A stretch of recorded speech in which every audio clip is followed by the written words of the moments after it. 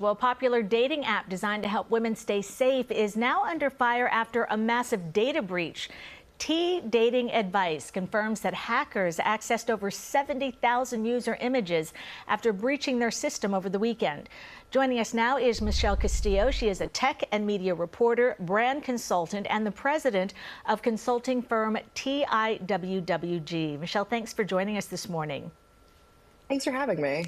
So the T app, it's been gaining traction, but many still haven't heard about it. So can you give us a brief background on how it started?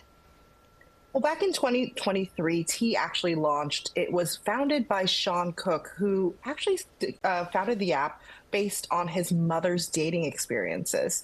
He felt that his mom was getting catfished a lot online. She was dating people with criminal records, people who were saying they weren't who they were. So he created a women's only app where women could rate and review people that they dated. They could do background checks. They could do other things like check out if they've been arrested or if they've had any sexual assault history. So it really was started with good intentions. It has quickly gained popularity. It topped the Apple App Down Store in terms of free downloads. And this attention, because of the hack, 72,000 images leaked, has actually boosted its popularity. They said on Thursday last week that they actually were downloaded 2 million times because people are just curious about the app. Wow. All right, let's talk about the breach. Users have to upload selfies to join, and the app claims that those images are later deleted. So does this incident make you question how honest companies are about what they do with our data?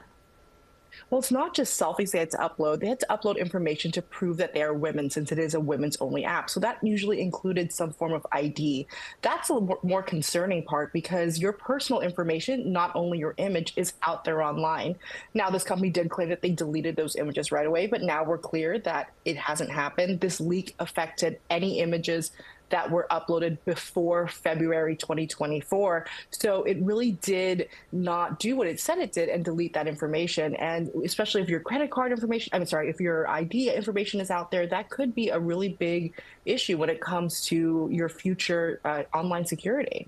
And Michelle, even without the hack, some people argue that T shares people's data without consent. Users can upload photos of men, then dig into their digital footprint using reverse image searches in public records. So are those concerns valid?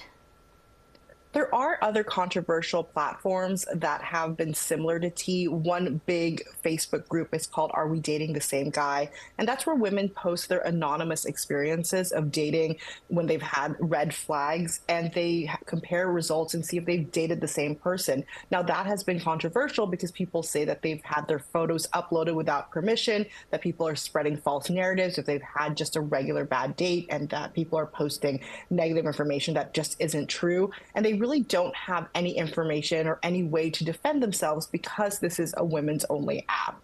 Now, there is some valid concern about that, especially because some people just don't want to be seen online. They don't want to upload their images. But at the same time, there are women who are advocating for more safety precautions, especially in this digital age where there just simply isn't a lot of ways to verify that what you're seeing online is what happens in real life. So what should someone do if they were part of this breach? And also, can you share some just general best practices for protecting your information online? Well, definitely you should, in general, if you have been part of this breach, just because it does involve a lot of photos that did include IDs, maybe just put a quick credit freeze or do a credit check. Someone might have used your information to open a credit card or maybe open a bank account or a small loan. So you just want to make sure it's better safe than sorry. The second thing is really make sure that your passwords are different across different platforms. This is a little more general advice, and this isn't exactly how the data was breached in this case, but in general, people tend to get their information hacked if they're using the same password and that password is leaked, and then they can log in online across different platforms and steal your information. And also just be a little cautious about where you share your information.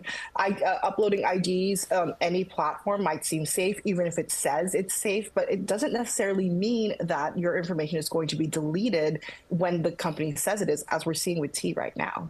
All right, the whole thing is scary. Michelle Castillo, thank you so much for joining us this morning. We really appreciate your insight.